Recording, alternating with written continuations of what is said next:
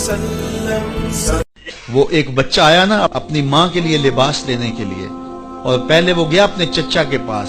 اس کی ماں بیوہ تھی، اس کا لباس پھٹ گیا تھا، اور وہ اپنے چچا کے پاس گیا تو اس نے دتکار دیا. ماں نے اس کو روکا تھا، بیٹا نہ جانا، لیکن اس نے کہا کہ تیرے بدن کے اوپر جو لباس ہے وہ بھی پھٹ گیا اور جگہ جگہ سے جسم جھلک رہا ہے، تو میں اپنے چچا سے آپ کے لیے لباس لے کے آتا ہوں.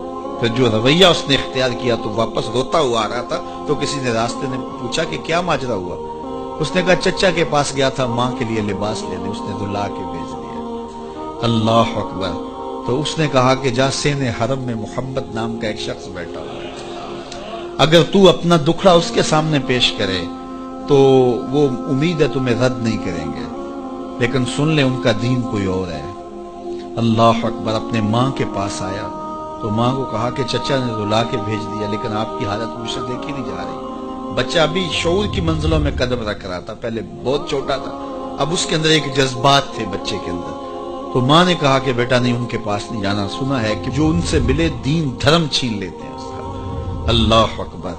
تو حضور علیہ الصلوۃ والسلام کے پاس جانے سے ماں روکنے لگی، لیکن بچے نے کہا کہ امی میں پکا رہوں گا، بتوں کا وفادار رہوں گا، تم اس ٹینشن کو، اس پریشانی کو چھوڑ دو. اور حضور کی خدمت میں حاضر ہوا. حضور صحن حرم میں چادر اوڑے بیٹھے ہوئے تھے، اور جا کے کہنے لگا میں پہلے بات آپ سے کر لیتا ہوں، آپ کا دین میں نے قبول نہیں کرنا. حضور مسکرا کے بولے بیٹا بتاؤ کس لیے آئے ہو؟ کہا میری ماں بے لباس ہے، میں آپ سے لباس لینے آیا ہوں. حضور نے چادر رحمت اتار کے اس کے کندھوں پہ ڈالا. اللہ اکبر. وہ واپس آ گیا اور ماں پر حضور کی چادر اڑائی. اللہ اکبر. اور ماں نے کہا کہ بیٹے اس نے اپنا دین تو نہیں تجھے دیا؟ کہا نہ، میں نے پہلے کہہ دیا تھا تیرے دین نہیں مانوں گا. ماں کہنے لگی پتر اس کا دین ماننا چاہیے، یہ جس نے رحمت کی چادر ہمارے سر پہ ڈال دی. اللہ اکبر. تیری تک کے ادامہ میں مرید ہو گئے. اس بوڑھی عورت کا قصہ بھی آپ نہیں بھول سکتے، جو گھر کا سامان باندھ کے اپنے دروازے پہ بیٹھی ہوئی تھی، اور اس نے سنا تھا مکے میں ایک جادوگر آیا ہے جسے ملتا ہے اس کا دین چھین لیتا ہے. کہیں ایسا نہ ہو کہ کہیں اس سے ملاقات ہو جائے اور وہ دین ہی میرا چھین لے، مجھے شہر چھوڑ دینا چاہیے. گھر کے تھڑے کے اوپر سامان باندھ کے بیٹھی ہے. حضور بھی گزرے، اس نے دیکھا تو کہا بھتیجے یہ سامان میرے سر پہ رکھ دے. حضور نے سامان اٹھایا، دیکھا تو بوجھل تھا، وزنی تھا، اور بڑھیا کو دیکھا تو کمزور تھی. تو کہا کہ بڑھیا اگر چاہو تو جہاں چاہتی ہو، میں خود نہ چھوڑا. اس نے کہا اس سے بڑی مہربانی کیا ہوگی؟ حضور نے سامان اٹھایا ہوا ہے اور بڑھیا سے باتیں بھی کر کے جا رہے ہیں.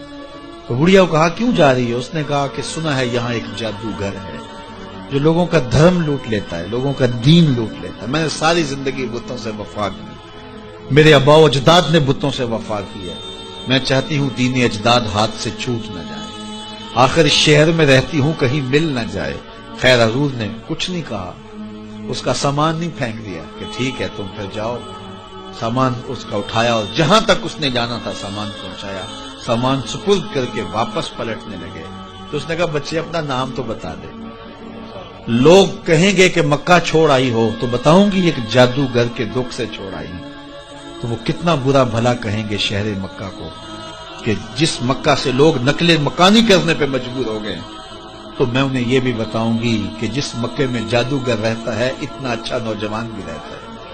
تو تیرا نام لیا کروں گی، تیرے قصیدے پڑھا کروں گی. تو حضور علیہ السلام مسکرا پڑے. کہا بڑھیا جس جادوگر سے بھاگ کے آئی ہے وہ تیرے سامنے کھڑا. اس نے کہا سچ سے آپ ہی محمد ہیں؟ حضور نے فرمایا نام میرا یہی ہے. تو اس نے کہا پھر آپ کا جادو میرے پہ چل گیا ہے. اللہ اکبر. تیری تک کے ادامہ میں مرید ہو گئے. لوگوں کی خدمت کریں، بوڑھوں کے کام آئیں، دکھیوں کے کام آئیں، مصیبت زدہ کے کام آئیں. حضور یتیم ہو کے یتیم پرور تھے، لاچاروں کی مدد کرتے، لوگوں کے گھروں میں پانی بھر کے دے دیتے، اور دکھیوں کے کام آ جاتے اور مصیبت زدوں کے کام آ جاتے. تو حضور سے پیار کرنے والوں، امت میں آپس میں حسد نہ پھیلاؤ، بغض نہ کرو، نفرتوں کے پہاڑ کھڑے نہ کرو، ایک دوسرے سے پیار کرو، جڑو، امت وحدہ بنے، اور اپنے ماحول کو، اپنی معاشرت کو ایک خوبصورت معاشرت کا رنگ دو، اور اپنی زندگی کو حضور کے نام کر دو.